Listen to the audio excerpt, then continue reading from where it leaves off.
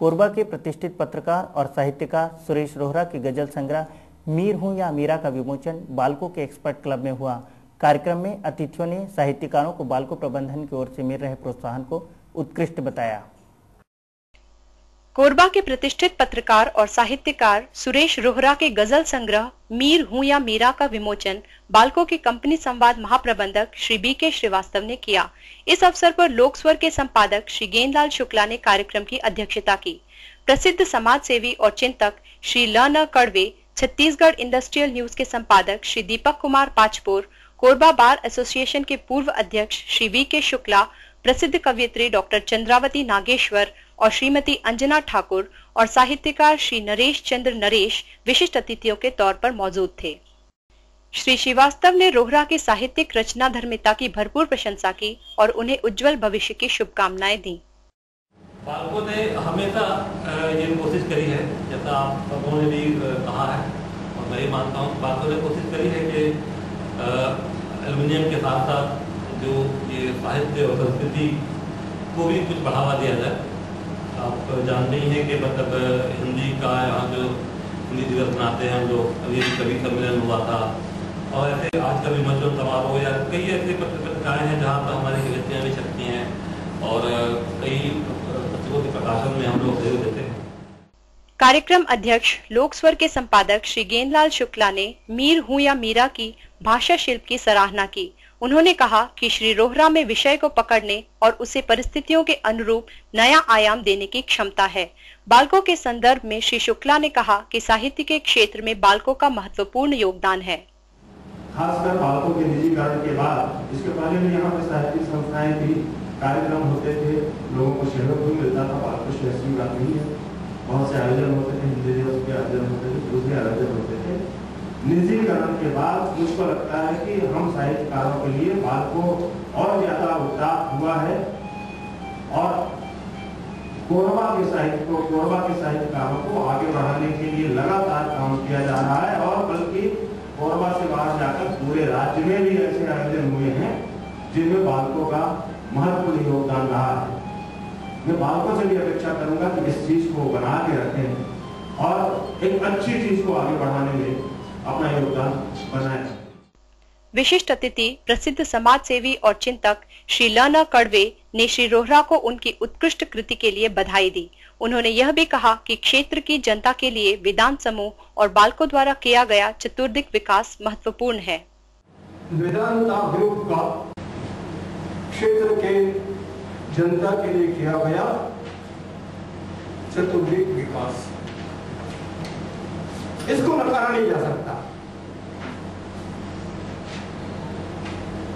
देश का समाचार जगत इस संबंध में क्या कहता है, ये भिन्न बात है।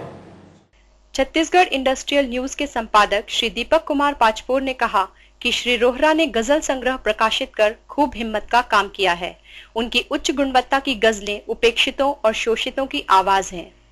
कि हम गजल के शब्दों को न समझ सके, लेकिन गजल का जो शिल्प है, उसका जो विधान है, उसका जो गठन है, उसको हम जरूर समझें। ये अच्छा खासा साहस किया है रोहरा जी ने, गजल का जो संग्रह निकाला है। गजल संग्रह इन्होंने पांडुलिपि मुझे दिखाई थी, यानी हो सकता है कि विमोचन करने वालों को पता चले कि क्या सबसे आखिर में मैंने नहीं देखा क्या, इसके पहले सब देख चुके हैं उसको। तो ऐसा नहीं है, मैंने उनको कहा था कि इसमें 68 गजलें हैं, बहुत ज्यादा है, लेकिन मुझे लगता है कि मैं गलती पर था और अब इसका जो आकार देखा मुझे लगता है कि आपको कम से कम 100 गजलें तो लिखनी चाहिए थी और अगर नहीं तो आप अगला गजल संग्रह जरूर निकालें और मैं इसके लिए निश्चित रूप से आपको बधाई देता हूँ। कोरबा बार एसोसिएशन के पूर्व अध्यक्ष श्री वी.के. शुक्ला ने कहा कि श्री रोहरा उच्च दर्जे के पत्रकार होने के साथ बेहतरीन साहित्यकार भी हैं। अंचल की प्रसिद्ध कवयित्री डॉक्टर चंद्रावती नागेश्वर और श्रीमती अंजना ठाकुर ने अपनी समीक्षात्मक उद्बोधन में मीर हूं या मीरा को आम लोगों की आवाज बताया। साहित्यकार श्री नरेश चंद्र नरेश ने कहा कि उन्हें श्री रोहरा में मोती की माला नजर आती है। उन्होंने श्री रोहरा को सतत साहित्यिक यात्रा की शुभकामनाएं दी। श्री नरेश ने यह भी कहा कि बाल्को ने क्षेत्र में साहित्यिक वातावरण निर्मित किया है, इसके लिए वह साधुवाद का पात्र है। रोहरा जी की कई किताबें प्रकाशित हुई, उनका मैंने मन भी किया। न जाने क्यों इस व्यक्ति में मुझे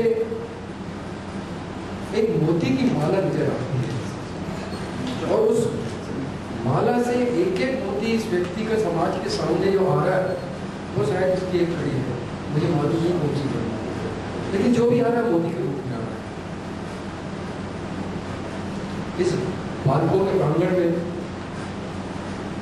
जहाँ एक बात मैं कहना चाहूँगा, मैं बालकों से लेकर कई वर्षों से जुड़ा हुआ हूँ। बहुत दिन बाद जब बालकों आया, यहाँ का विकास देखा, आश्चर्यचकित रहा। इसमें कोई दो मत नहीं कि बालकों प्रबंधन ने जो सुगंध गोरबा में आकर फैलाई है, उसकी तारीफ जितनी की जाए कम है।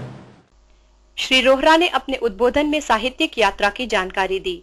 उन्होंने बताया कि मीर हूं या मीरा में समाज के वर्तमान परिवेश, रिश्तों का महत्व और उनके बीच का ताना बाना तथा गरीबी और लाचारी से संघर्ष कर रहे लोगों की आवाज को गजल का रूप देने की कोशिश की है।